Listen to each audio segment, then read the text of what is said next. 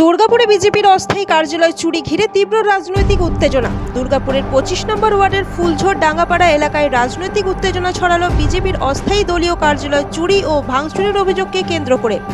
BJP কর্মীদের অভিযোগ, শনিবার গভীর রাতে তৃণমূলের দুষ্কৃতীরা পরিকল্পিতভাবে ওই অস্থায়ী কার্যালয়ে হামলা চালায়। ভাঙচুরের পর সম্পূর্ণ কার্যালয়টি তুলে নিয়ে যাওয়া হয় বলে দাবি করা হয়েছে। বিজেপি নেতৃত্ব জানিয়েছে, ওই অস্থায়ী কার্যালয় থেকেই এসআইআর সংক্রান্ত বিভিন্ন কাজকর্ম চলছিল। পাশাপাশি স্থানীয় বাসিন্দাদের নানা সমস্যার কথা শোনা হচ্ছিল এবং তাদের পাশে দাঁড়ানোর উদ্যোগ নেওয়া হয়েছিল। এই ঘটনাকে গণতন্ত্রের ওপর আঘাত বলেই দেখছে গেরুয়া শিবির। ঘটনায় ক্ষুব্ধ বিজেপির মণ্ডল সভাপতি বুদ্ধদেব মণ্ডল বলেন, এলাকার তৃণমূল কর্মী সমর্থকরা এই ঘটনার সঙ্গে যুক্ত। অবিলম্বে দোষীদের বিরুদ্ধে কড়া ব্যবস্থা নিতে হবে, না হলে বৃহত্তর আন্দোলনে নামব।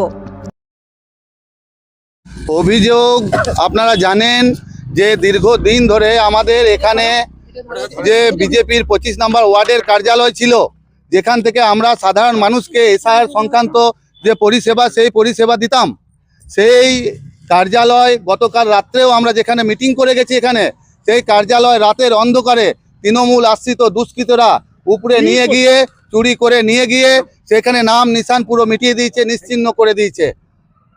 বিজেপির কার্যালয় চুরি করে নিল। বিজেপির কার্যালয় রাতের অন্ধকারে অপরাধীরা, তৃণমূল আশ্রিত দুষ্কৃতীরা চুরি করে নিয়ে চলে গেছে। সম্পূর্ণরূপে বাঁশ, ত্রিপল সমস্ত কিছু, তার একটা নাম নিশান তারা রাখেনি। চোর তৃণমূল সারা বাংলা জুড়ে চুরি করেও যখন আর কিছু অবশিষ্ট নেই, তখন পার্টি অফিস তারা চুরি করতে শুরু করেছে।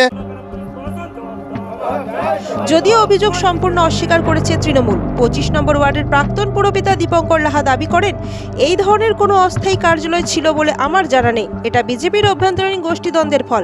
তৃণমূলের কেউ এমন কাজ করতে পারে না। ঘটনাকে ঘিরে এলাকায় চাঞ্চল্য।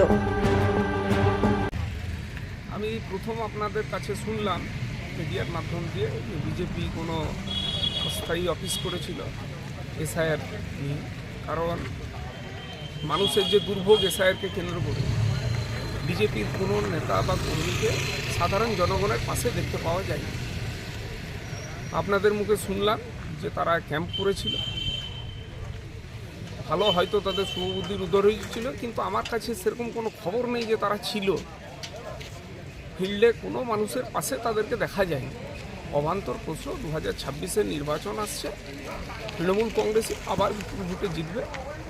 এইগুলো নিতান্ত এই নির্বাচনের আগে কিছু হাওয়া গরম করাচ্ছে।